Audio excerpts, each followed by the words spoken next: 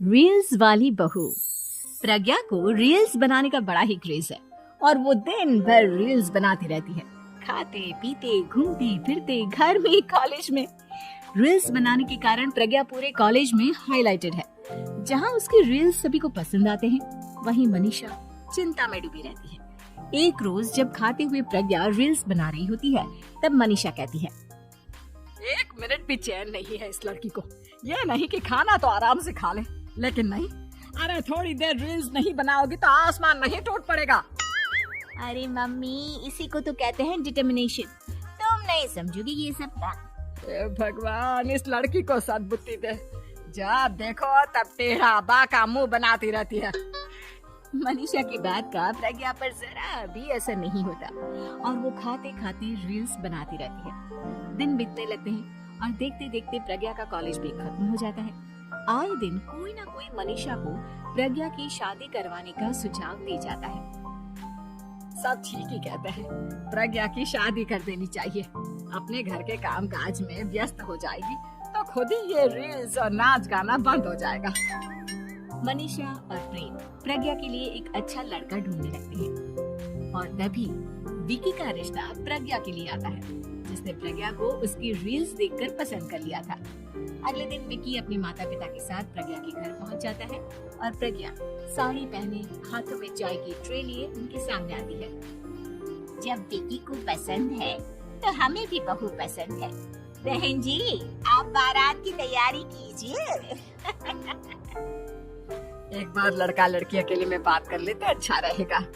हाँ हाँ, क्यों नहीं। मनीषा विकी को प्रज्ञा के कमरे में भेजती है, जहाँ प्रज्ञा पहले से ही रील्स बना रही होती है। तभी विकी कहता है, आ गए आपके साजन जी। हमारे साथ ये रील्स कंप्लीट करती तो और भी अच्छा रहता। अच्छा जी, आप आ ही गए हैं तो बना ही लेती हूँ आपके साथ। दोनों मिलकर रील्स बनाते हैं। जब वी मीट और तुरंत पोस्ट पे कर देते हैं। फिर विकी कहता है, जब आप साड़ी में चाय लेकर आए तब मुझे लगा कि कहीं मैं गलत करने तो नहीं आ गया। अब सही है। दोनों की शादी पक्की हो जाती है और शादी के दिन भी प्रज्ञा रील्स बनाने से चूकती नहीं, यहाँ तक कि बारात के समय भी नाचते हुए रील्स बनाती है। सभी लोग प्रज्ञा की तारीफ के पुल बांध देते हैं और प्रज्ञा नाचती गाती अपने ससुराल चली जाती है। सब कुछ अच्छा चल रहा होता है। प्रज्ञा यहाँ भी दिन भर हर चीज की रील्स बनाती रहती है, लेकिन कुछ दिनों के बाद जब सुनीता कहती है, बहू, ये रील्स के साथ साथ कुछ काम भी कर लिया करो। वैसे तुझे और क्या क्या बनाना आता है? मम्मी जी, वैसे तो सब कहते हैं कि मैं सब कुछ अच्छा बनाती हूँ, लेकिन मुझे लगता है कि मैं मैगी अच्छा बना लेती हूँ। हाँ, कॉफी भी अच्छा बना लेती हूँ और मुंह तो सबसे अच्छा बना लेती हूँ। है? अच्छा अच्छा।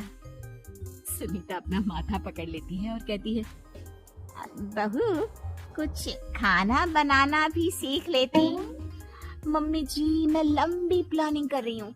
जल्दी ही मैं इतनी फेमस हो जाऊंगी कि मुझे पैसे मिलने लगेंगे। हम दोनों सास बहू राज करेंगे, राज नौकर काम करेंगे और लोगों की तो लाइन लगेगी हमसे मिलने के लिए। तेरा दिमाग खराब हो गया है क्या बहू? हंसी मजाक तक ठीक है, लेकिन इस तरह घर नहीं चलते। जितना जल्दी हो इस घर के तौर तरीकों को सीख लो। प्रज्ञा मुंह घुमाकर चली जाती है और तुरंत उसी वक्त एक रील बनाती है। ये देख सुनीता का गुस्सा 7वें आसमान पर चला जाता है और विकी के घर आते ही सुनीता उसे सब कुछ बताती है। विकी भी अब प्रज्ञा की इन हरकतों से परेशान हो जाता है। तुम टेंशन मत लो मम्मा, मैं देख लूंगा। विकी कमरे में जाता है तो देखता है कि प्रज्ञा रील्स बना रही है। विकी बड़े ही प्यार से प्रज्ञा से कहता है, प्रज्ञा, इन सब के लिए मैं तुम्हें मना नहीं कर रहा हूँ, लेकिन फिर भी हर वक्त तो ये अच्छा नहीं लगता ना। समझने की कोशिश करो, मुझे भी तुम्हारा थोड़ा वक्त चाहिए। मैं जब ऑफिस से आता हूँ तो मुझे समय देने की जगह इसी में लगे रहते हो। तुम ज्यादा ही सोच रहे हो। तुम भी मेरे साथ रील्स बनाओ ना, तुम्हें भी बहुत अच्छा लगेगा। तुम्हें इज्जत से कोई बात समझ में नहीं आती क्या? दिमाग खराब हो गया है तुम्हारा इस चकाचौंध से। अगर तुमने अपना रवैया नहीं बदला तो मैं तुमसे दूर चला जाऊंगा। तुम ही रिश्ता लेकर आए थे, मुझे लड़कों की कमी नहीं थी और ना आज है। विकी दरवाजा पटक कर चला जाता है। धीरे धीरे विकी प्रज्ञा से दूर होता जाता है। एक रोज मनीषा प्रज्ञा के ससुराल उससे मिलने जाती है। तब सुनीता उससे कहती है, बहन जी अब आई है तो कुछ दिन यहाँ रहकर जाइएगा, आप ही का घर है। हाँ मम्मी, बहुत दिन हो गए तुम्हारे साथ एक भी रील नहीं बनाई मैंने।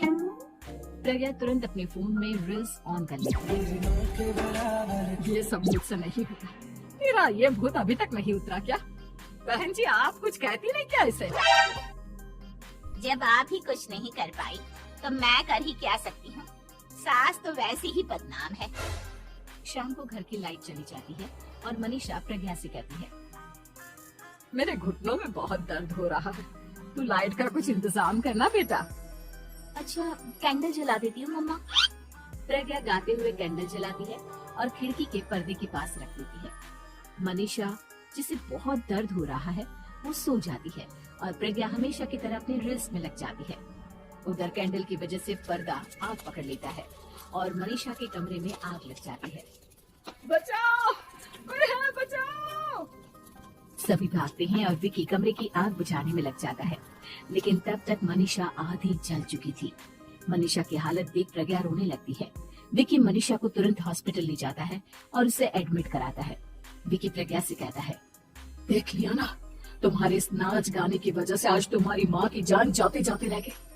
अब पता नहीं तुम और क्या चाहती हो। उधर डॉक्टर कहते हैं, इनकी हालत बहुत नाजुक है, आधे से ज्यादा जल चुकी है। प्रज्ञा रोती हुई मंदिर में जाती है और भगवान के आगे जाकर कहती है, भगवान मेरी माँ को ठीक कर दो, मैं कसम खाती हूँ हाथ से ये रील्स बनाना छोड़ दूंगी, बस मुझे मेरी माँ वापस मिल जाए। 2 दिन बीत जाते हैं और मनीषा खतरे से बाहर आ जाती है। पेशेंट अब ठीक है, आप लोग उनसे मिल सकते हो। सब कोई मनीषा से मिलता है और प्रज्ञा सबके सामने अपना फोन तोड़ देती है। मुझे माफ कर दो मम्मा, मैंने तुम लोगों की बातों को नजरअंदाज किया। बेटा कोई भी चीज जरूरत से ज्यादा खराब है। मैंने तुम्हें रील्स बनाने से कभी मना नहीं किया, लेकिन हर वक्त एक ही चीज तो सही नहीं है।